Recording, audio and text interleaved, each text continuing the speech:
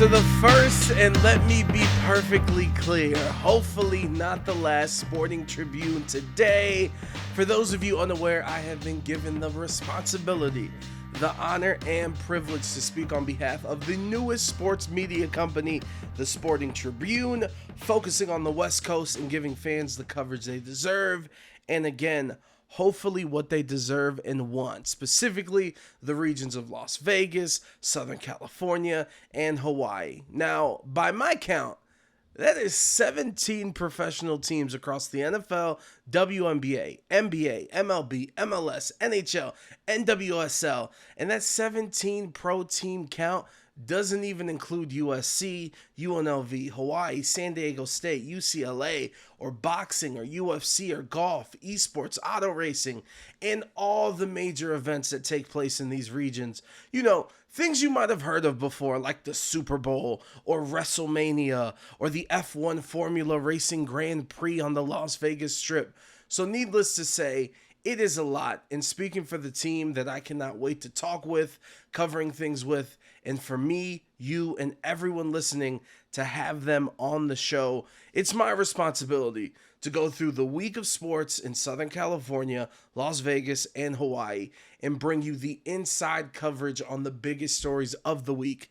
By the way, I go by the name of Adrian Hernandez, coming to you not from the Las Vegas Strip, but the suburbs of Las Vegas. Yes, those suburbs actually exist around here.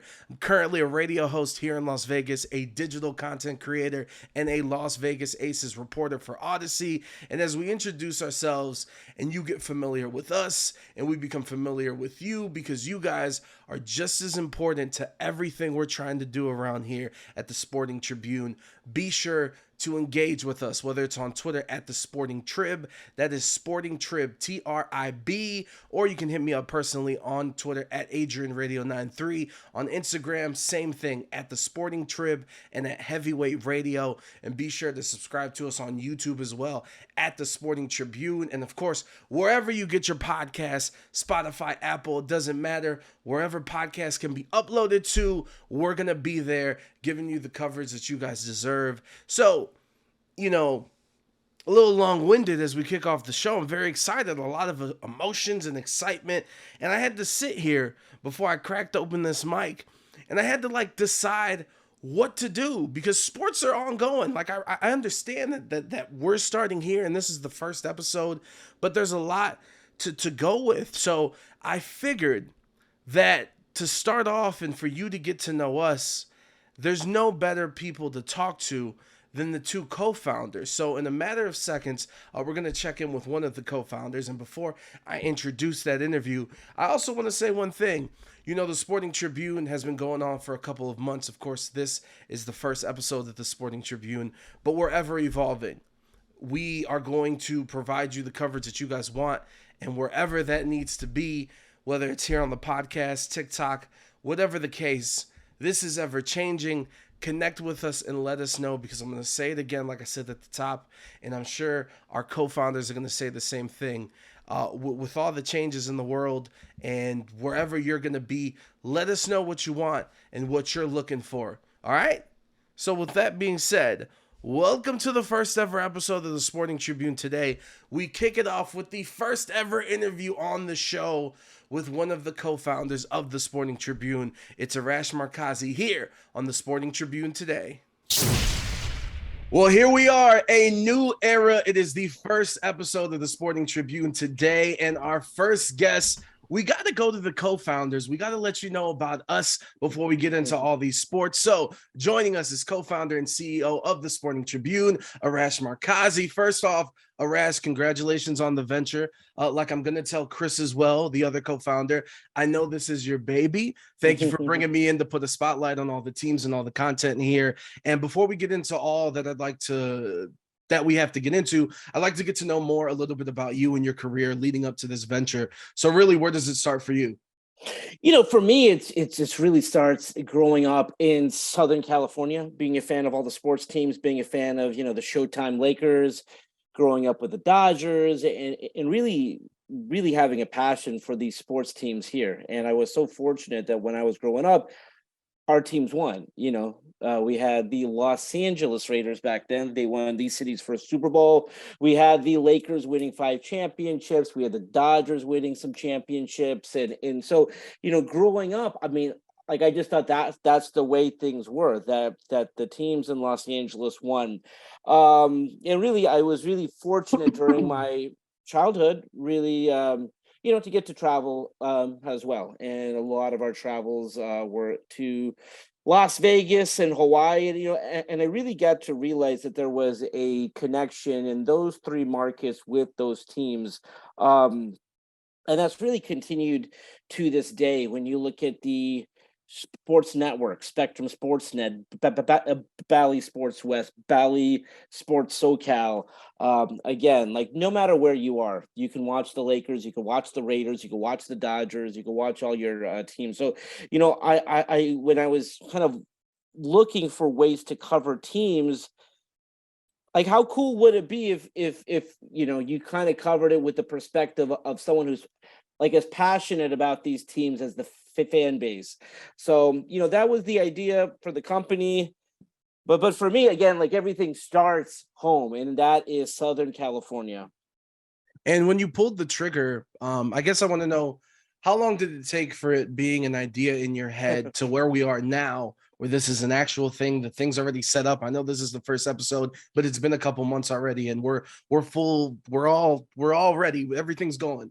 Yeah, no, I mean, it's a great question because again, I think I have always wanted to do something with Chris. I mean, he's such a bright man in terms of what he's done in his life and his career.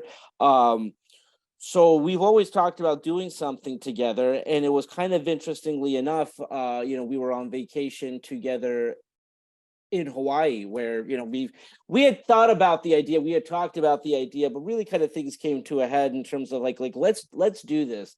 And I think we realized, with a company like this, you just have to launch it. At some point, it's not going to be perfect. I mean, the way that it looks today is not the way that it's going to look 6 months from now. It's not the way that it's going to look a year from now. Things change, things evolve. But the beautiful thing is this region, and I'm really talking more specifically about Los Angeles and Las Vegas, the 270 miles that connect those 2 cities, is really the center of the sports world. When you look at Los Angeles hosting the Super Bowl, Las Vegas will host it in a couple of years. The tournament, you talk about, Pro Bowl, the College Football National Championship, WrestleMania, all these really big events, not to mention, of course, World Cup and Olympics. It's all happening here. No, 100%. And I wanted to ask you too, because we don't know if we're going to be on Twitter next week. Yeah, right. Like we have no idea what's going on. Everything is ever evolving. The pandemic put a battery in everyone's back to find their side hustles, to start whatever you want to start, whether it's a Twitch, a YouTube, a content hub like the Sporting Tribune. Why was it that you made the decision of going, hey, let's create this whole big ass platform, as opposed to something like a Substack that other people have done? It's a great question, because during the pandemic, I, like a lot of people, kind of, you're home alone and you're doing the kind of independent contractor thing, like independent content creator thing, where, I had a podcast, I had a Substack, but what I really missed about it was being a part of a team, and I really missed that camaraderie of being, a part of a team, talking to your teammates, talking to other people within the company. If you have a Slack, you have group chats, you have group texts, you have things like that. And so, my goal was to put together a team that is really passionate about this community, passionate about their teams, and doing it in a unique way where it's not just one person's Substack, it's not just one person's podcast. I mean, bringing together different perspective, different voices, that's really a reflection of the communities that we serve, So it's a great question, because I thought I wouldn't mind going the route of Substack, going the route of my own personal podcast. And it just wasn't the same. I wanted to be a part of a team. I wanted to be a part of something greater than just me. And of course, you've been at all these big media platforms, whether it's ESPN, the LA Times, and everything of that nature. I want to know, as you are now in the seat, I know we're both big wrestling fans, as you are now the head of the table here and the CEO and one of the co-founders, like out of all your experiences professionally leading up to this moment, what's the biggest lesson that you learned from all those other jobs that you're taking in as you're being the boss and the head honcho and coordinating everything? Just really letting the staff know that I want to hear their perspective. I want to hear their opinion. I think at the end of the day, I'm going to have to make the call in terms of what we do and what we cover and how we staff certain games and how we cover certain teams. But I want to hear the perspective of all of the employees and all of the people that we talk to. And I think it's really important for them to view this as their company as well. And I think it's really important for the fans who consume our content to view this as their company too. I think one of the big things is when you're part of a new company, it's a blank canvas. And the beauty in that is you can create it and mold it the way you want it. It's really hard to do that at a company that's been around for 100 years or 50 years or something along those lines, because at that point, like, that company is set, that company's made, it's hardened, and it's a puzzle piece. And can you fit in with that company? And if you can't, you don't belong there. We're not like that. We're a brand new company. So, if someone comes to us with with an idea for a talk show, as you well know, it's like, yes, let's do it. Let's try to figure out a way to make this happen. And would you say the newness and the freshness, which on one half, I do give you credit because starting a company post-pandemic is scary. But to you, is that newness and that freshness the thing that you're most excited about in this new venture? 100%. I think when it's new and it's fresh, you can kind of view it in a different way. And I think it's really important because I was speaking at a journalism conference not too long ago, and someone was talking that was, an established voice working at an established newspaper, and they kind of viewed their role as the gatekeeper. What we put on the front page of this paper really matters. And I said, I got to be honest with you, with no disrespect. And I looked around the room and there was no one younger than me. So then I had to look outside of that circle and say, okay, let's talk to someone like in the crowd. And there were, two college kids. So they weren't even high school. They were in college. I said, well, when was the last time you picked up a newspaper? They had never picked up a newspaper before. And that's not uncommon. I know when I took the job at the Times, I told my staff, and I not told my staff, told my students. I was teaching at USC at the time, and none of them had ever picked up a newspaper. So I think the challenge for us, and I think what puts us in a good position, is we want to know where young consumers are getting their content. So if that's on TikTok, we're going to be on TikTok, and we are there now. If that's podcast, if that's YouTube, if that's Twitch, if that's somewhere else, that's where we have to go meet them. And so I think it's a challenge, but it's a challenge that I think it's something that we can do being a new company. It's a little bit harder, I got to be honest, just having been on the other side of this, trying to lead a group that's used to doing something one way for 100 years to say, okay, we can't do that anymore. We have to do this in a unique way. We have to do this in a totally new way.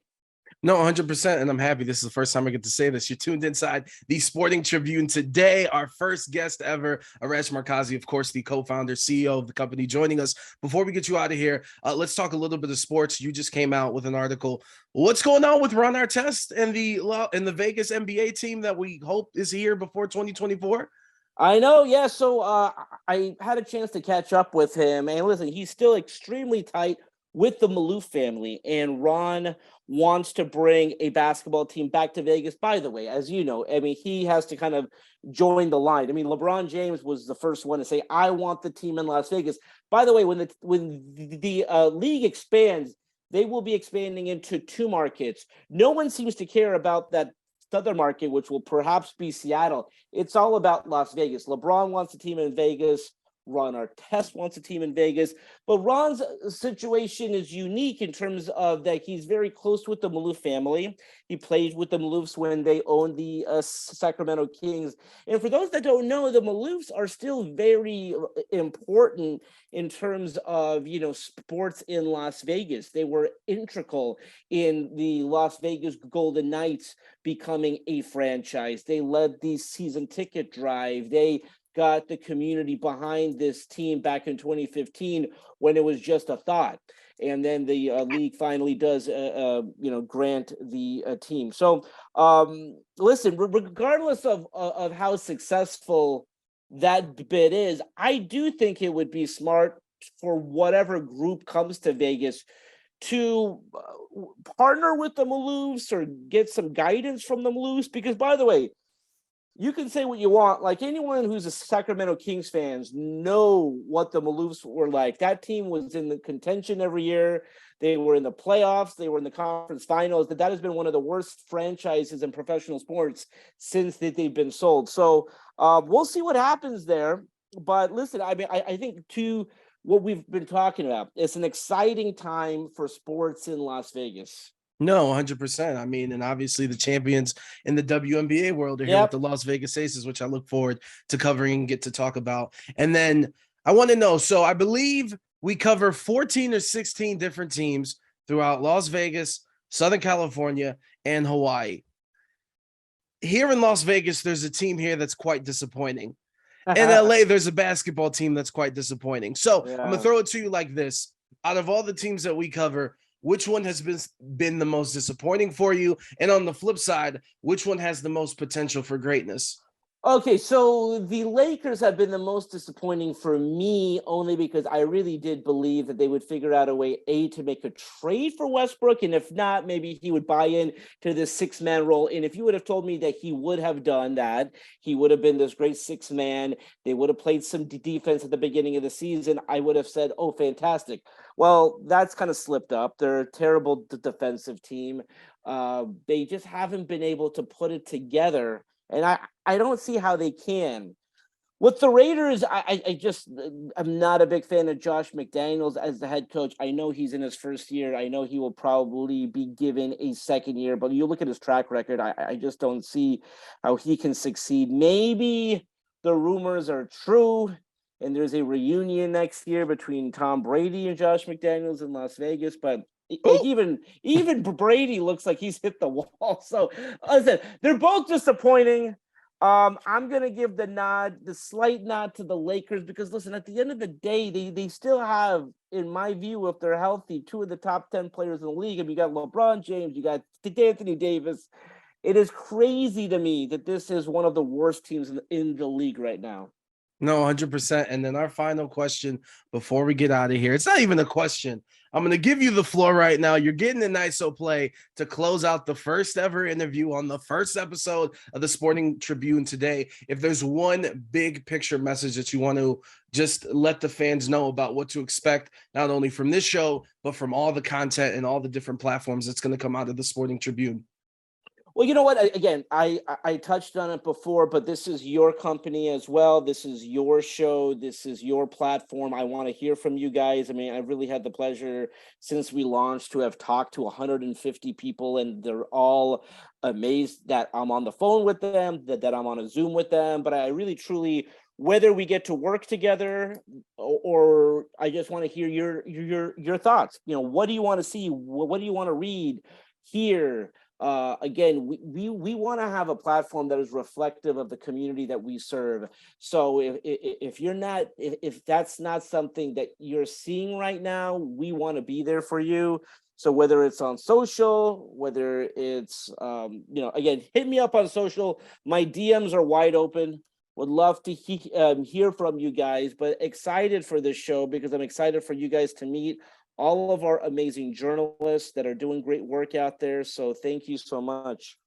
Absolutely. There it is. Arash Markazi joining us. And now we got to check in with the other co-founder. It takes two to tango and to build a platform like this. So from Arash, we go to the other co-founder, Chris Mattmann, next right here on the Sporting Tribune today.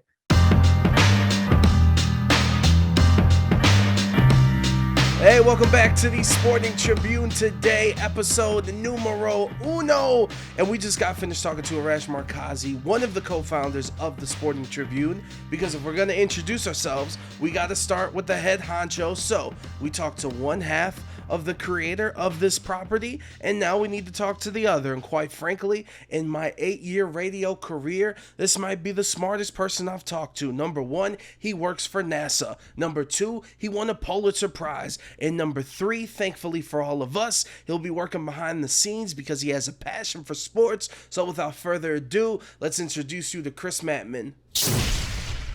It is a new era here at the Sporting Tribune. Literally, this is a new content platform. This is a new show. This is a first episode for that show. And it's only right that we get to know the owners of this beautiful place and what's going to come here in the future. So that's what we're going to do on this episode on the first show of the Sporting Tribune today. So joining us is Chris Mattmann, the co-founder of the Sporting Tribune. Chris is a chief technology and innovation officer at NASA, a Pulitzer Prize winner, most likely, honestly, in my career in radio, the smartest person I've ever interviewed, a little bit intimidated. And oh, by the way, like I said, he is one of the co-founders of the Sporting Tribune. So Chris, like I told Arash, congratulations on the venture. I know this is your baby. Thank you for bringing me on to put on a spotlight for the teams and the content here. But before we get into everything, I'd like to know more about you and your career leading up to this venture. Where does it start for you, Chris? Adrian, thanks for having me on. Such a pleasure to open up the Sporting Tribune today with you and for you to host. Really happy to have you as part of the company. And and to found this with Arash. For me, where this sort of started, I would say deeply, it was about 24 months ago. And, I'd harken back to, that time between January 2020, the end of it, when Kobe died, and, basically leading up to kind of like March 2020, before the world as we knew it sort of changed and shut down. But Arash and I went to school together, although we weren't dear friends or deep friends there. We kind of knew of each other at the University of Southern California. And, back then I just sort of knew him as the guy that was publishing in the Daily Trojan, the lead editor or whatever, lead writer for that. And I would joke, I was the guy in the engineering school in Viterbi watching everything on TV while I was up in the computer lab at night. And he was the guy with Reggie Bush and Matt Leinart sweating on him at Notre Dame and stuff. But I would watch, and things like that. So knew deeply of Arash, really respected him. And yeah, we had always talked about, becoming friends and whatever for a long time, long distance. I followed him, from ESPN to Sports Illustrated to LA Times. And then, after, he kind of departed the LA Times, just on a random fluke after Kobe's death and leading up to Arash's birthday in March 20, he was having a party and I went there. I went to it and I convinced my wife, we had another party to go to that night. And I kind of joked with her. I was like, let's go to, this my friend Arash. And she knew Arash was like a celebrity, sports personality. And, I don't think she believed that my wife, Lisa, that I knew him, or deeply or whatever. And I was like, come on, let's go to this, party afterwards and whatever. And actually, to tell you the truth, we had so much better of a time, I'd say at the second party of the night, Arash's birthday, and just we closed the place with them. And, that sort of led to, I'd say, an authentic kind of in-person ongoing relationship, that sort of kind of culminated in us talking about like what he could do, and what was sort of missing, in this sort of era after he kind of left the LA Times and what people were doing, as everybody kind of leaned into, their side hustles and all these things that were happening with the pandemic, their ability to sadly be connected to Zoom all day in some ways, and everybody became these sort of BTU producing never-ending units that didn't have to walk between buildings for a meeting. You could just put 27 Zooms back to back, on one another. And so instead of just doing the grind, we said, what could be, from that? And the things that we talked about, the germinations of what became the Sporting Tribune kind of grew out of that, Adrian. And, the two things that I think we said is traditional legacy media wasn't covering, especially these teams that were near and dear to our hearts, as well as we thought. And in particular, we were talking before we started, I have a deep connection outside. I mean, I was born and raised in LA, grew up with Kobe, grew up with Nick Van Exel, grew up with, Legendary. Legendary Kirk Gibson. I always talk about Nick the Quick. He doesn't get, him and Eddie Jones, like, it's just, no one ever talks about them. And I love Kobe, and they talk about all these people, but those are Chris, we'll save that for episode 2. We'll save that. We'll save that for episode 2. But yeah, so I have a deep connection to LA, and also my wife's from Vegas, her family's from there, and then our favorite place to vacation and go every year is Hawaii. So that is the 3 regions that we really love. Arash had deep connections there too. He was covering Vegas he opened up ESPN's beat to cover LA to Vegas when he was doing that. So, and then obviously has some connections to Hawaii too. And so we wanted to do a better job covering that with people that look like the fans, and that actually didn't see the big J journalism as a delineator with that fourth wall. As creator economy happened, fan engagement, everyone's leaned into that. We wanted to engage the fans in a different way. So that was one part of it. And then the other was just technology. I had leaned into Web3, blockchain. I had been looking at a lot of technologies related to that, not just part of my job at NASA, and even actually outside technology, and so the idea came out of a lot of work we had done over 24 months in that time.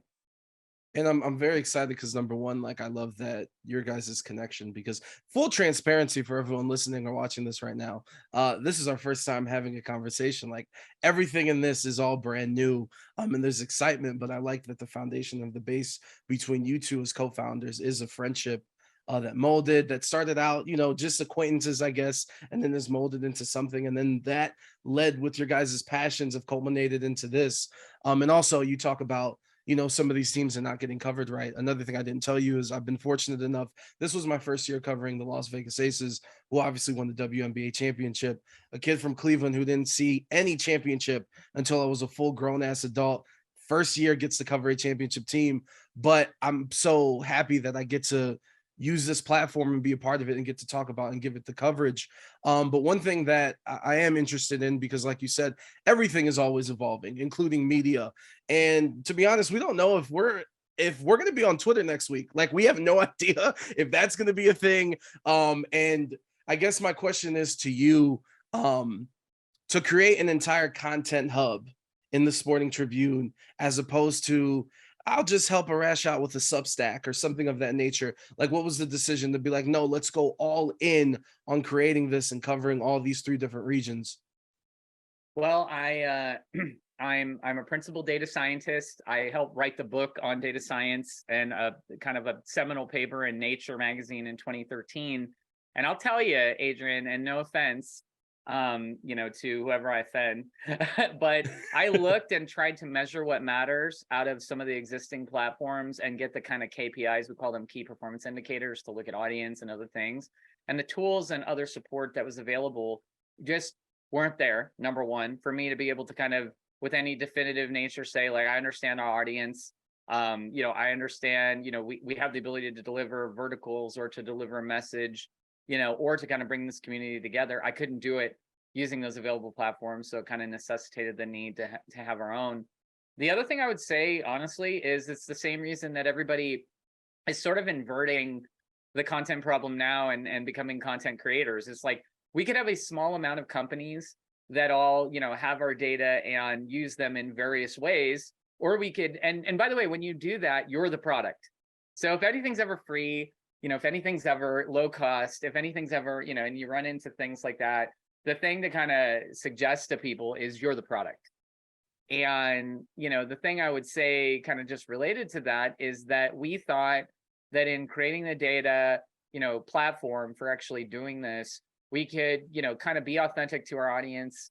We could, maybe do some things that were not as, potentially, I'd say, nefarious or other things as some of these other platforms are doing, and also just distribute, I would say, the really, really deep responsibility of stewardship of this audience, and not kind of just localize it to, the top 5, the top, whatever, as it relates to that. And so that was, I think, something that was like deeply important to us.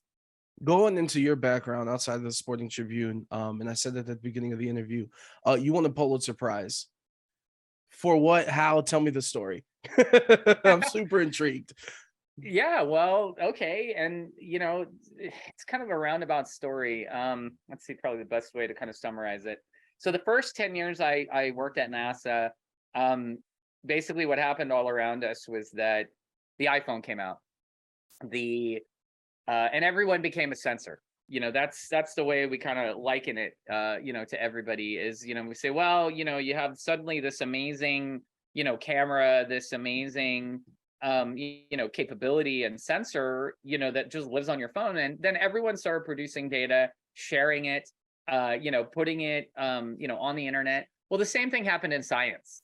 So what happened in science is all of a sudden for, like, say, the Mars missions in 2006 and 7, we had basically the Mars Reconnaissance Orbiter, which had on it something called the HiRISE camera, which took 12 gigapixel resolution images at a crazy click, to get kind of near continuous coverage, like almost defense type of coverage for Mars.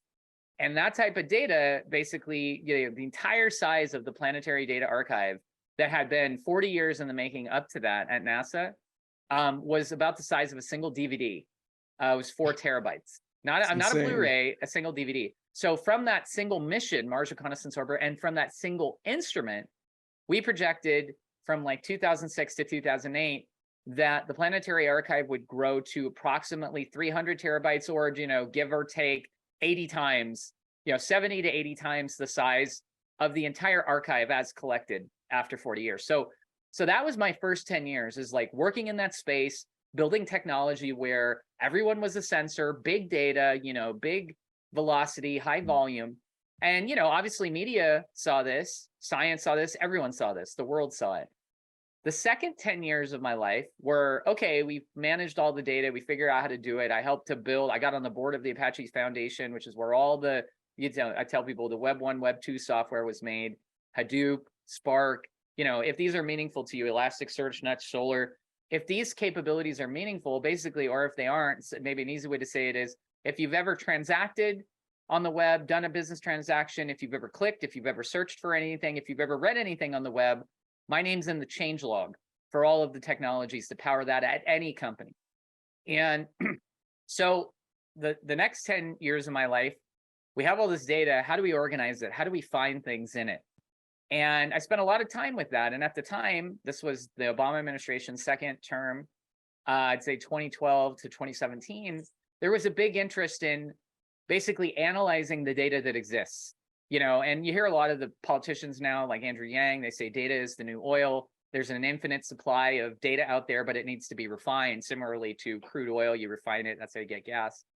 And data is very much that. So the second 10 years of my career has been spent organizing and searching and finding for the data. So I built a technology called Tika. And that technology basically does this with any type of data file format. And there are, thousands of them on the internet, everything from a PowerPoint to an image to a video, whatever.